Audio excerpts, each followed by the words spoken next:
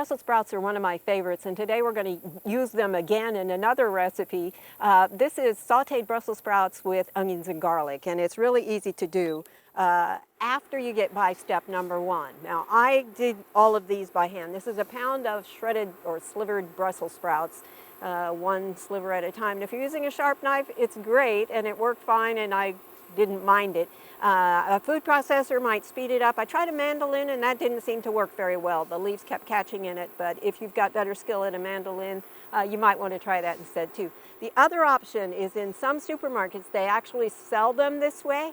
And if you don't have them in your garden and you're going to go buy them anyway, you might look because it could save you some time. This actually, as I said, it's not that big a deal. What you do need to look at though is as you cut off the bottoms of them and then look over them to remove any of the leaves that aren't good. Sometimes when I cut them under normal spaces for normal uses or other uses, I find that there's bug damage or insect damage or other kinds of things in there. So you want to make sure that you look them over as you're preparing them so you don't move that along and include any insects in the food chain.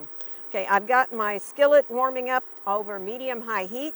I'm going to add 2 tablespoons of oil to this. I'm using a olive oil. You could use any other kind of oil. I like the flavor in this one from the olive oil.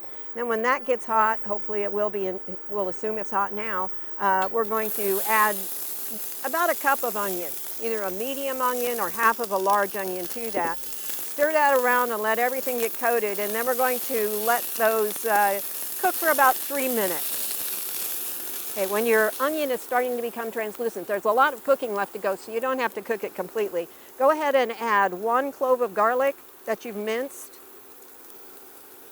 Get that out of there. And let's go for about 30 seconds. We want to start the cooking on the garlic, but we don't want to have anything scorching on the garlic, which happens really easily. So I think we'll count that as 30 seconds. And then we're going to add our Brussels sprouts. Now this looks like a lot. It is a pound, but because there's a lot of moisture in here and the walls of the Brussels sprouts are going to start to collapse as it cooks, it's going to cook down quite a bit, so it's not going to look quite as much as it does. The recipe says it makes 4 servings. It seems like I'm giving away too much if it's me that's eating it, but for a lot of people it's 4 servings, maybe even 6 as a side dish. So take that into consideration. You could easily cut this in half if you wanted to after you tried it the first time if it was too much. I'm also going to add a half a teaspoon of kosher salt. Try to spread that around.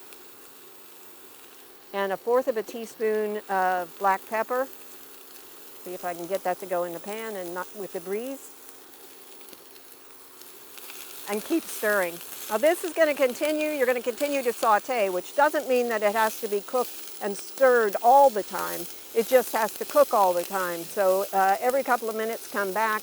It's 5 to 10 minutes on the cook until you get it down to the point where you want it. If you like Brussels sprouts so they're really soft and melty in your mouth, then go for the 10. If you like them so that they have a little bit more bite to them, go for even 4 minutes. So just test it from time to time and see where you are. If it ends up being more than you want, it works really nicely in something like a stir fry.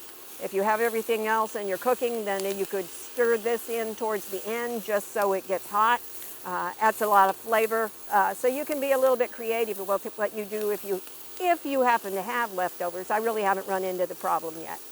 I think this is about the way I want it. I don't want it so soft that I don't get that texture. I don't want it too crunchy either, but I want it to retain its color.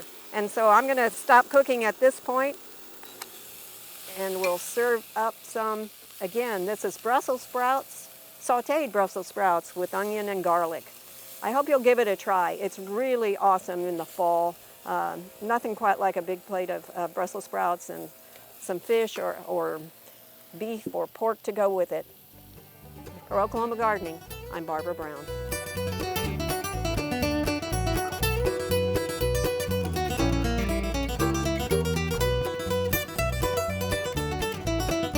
We hope you enjoyed this video. It's part of our Oklahoma Gardening YouTube channel.